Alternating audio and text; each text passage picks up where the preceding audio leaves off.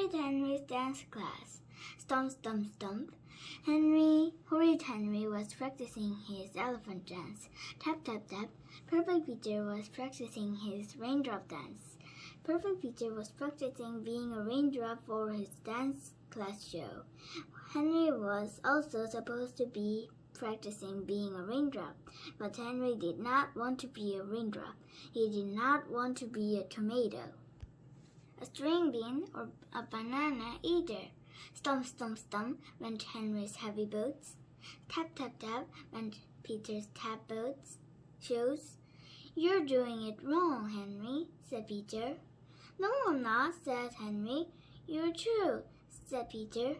"We're supposed to be raindrops." Stomp, stomp, stomp went Henry's boots.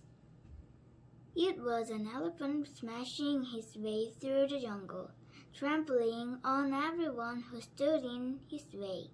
"I can't concentrate with you stomping," said Peter, "and I have to practice my solo." "Who cares?" screamed Horrid Henry. "I hate dancing. I hate dance class. And most of all, I hate you." This was not entirely true. Horrid Henry loved dancing. Henry danced in the bedroom. Henry danced up and down the stairs. Henry danced on the new sofa and on the kitchen table. What Henry hated was having to dance with other children. "Couldn't I go to karate instead?"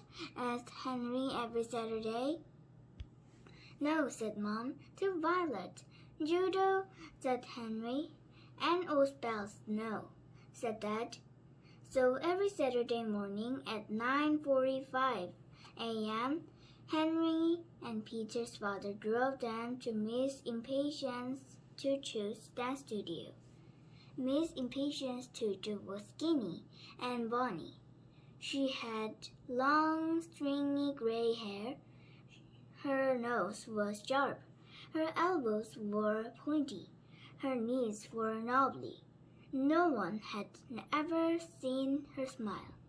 Perhaps this was because Impatience Tutu hated teaching. Impatience Tutu hated noise. Impatience Tutu hated children. But most of all, Impatience Tutu hated Horrid Henry. This was not surprising. When Miss Tutu shouted, "Class, lift your left legs," 11 left legs leaped. One right leg sagged to the floor. When Miss Tutu screamed, heel toe," 11 dainty feet tapped away. One clumpy foot stomped toe, heel. When Miss Tutu bellowed, "Class, keep to your right." "Class, skip to your right." 11 bodies turned to the right. One body glumped to the left. Naturally, no one wanted to dance with Henry, or indeed anywhere near Henry. Today's class, unfortunately, was no different. "Mr. Two, Henry is treading on my toes," said Jumpy Jeffy. "Miss Tutu, Henry is kicking my legs," said Lazy Linda. "Mr. Two, Henry is bumping me," said Vain Violet. "Henry!" screeched Miss Tutu. "Yeah," said Henry. "I am a patient woman, and you are trying my patience to the limit," hissed Miss Tutu. "Any more bad behavior, and you will be very sorry." What will happen?" asked Horrid Henry eagerly. Miss Tutu stood very tall. She took a long bony finger and dragged it slowly across her throat. Henry decided that he would rather live to do battle another day. He stood on the side, gnashing his teeth. pretending he was an enormous crocodile about to gobble up Miss Tutu. "This is our final rehearsal before the show," barked Miss Tutu. "Everything must be perfect." 11 faces stared at Miss Tutu. One face scowled at the floor. "Tomatoes and beans to the front," ordered Miss Tutu.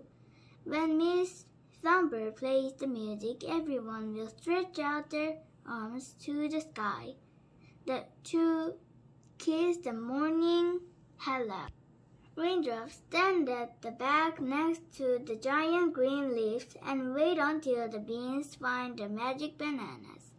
And Henry spat Miss Tutu, glowering. "Try to get it right." "Positions, everybody. Miss Thumper, the opening music, please," shouted Miss Tutu. Miss Thumper banged away. The tomatoes waved in and out twirling.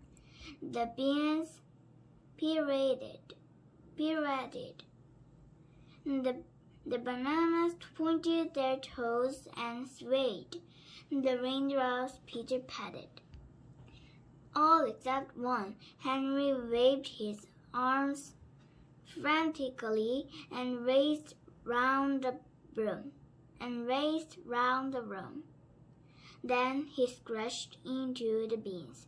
"Henry!" screeched Miss Tutu. "Yeah," scowled Henry.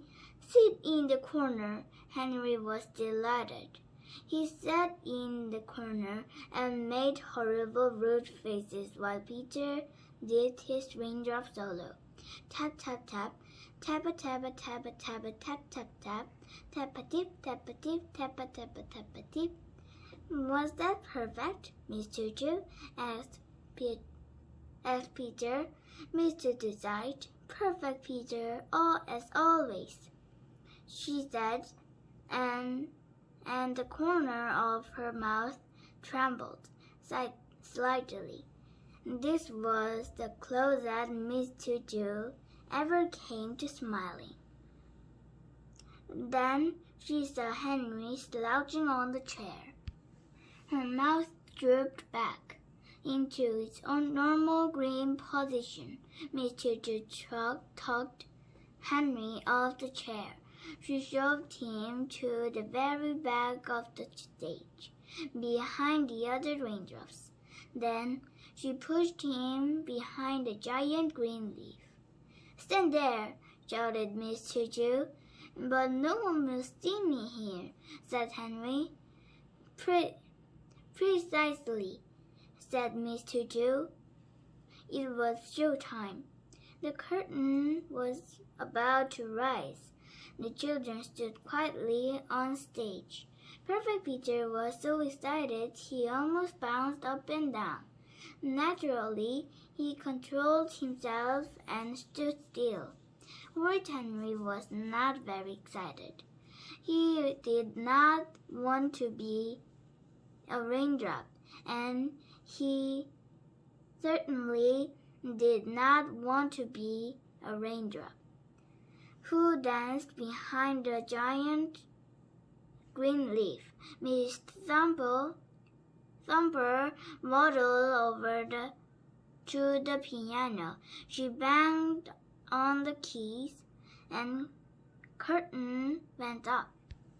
Henry's mom and dad were in the audience with the other parents. As usual, they sat in the back row, in case they had to make a quick getaway. They smiled and waved at Peter, standing proudly at the front. "Can you see Henry?" whispered Henry's mom. Henry's dad squinted at the stage. A tuft of red hair stuck up behind the green leaf. "I think that's him behind the leaf," said his dad. His father doubtfully. said his father doubtfully. I wonder why Henry is hiding, said Mom. It's not like him to be shy.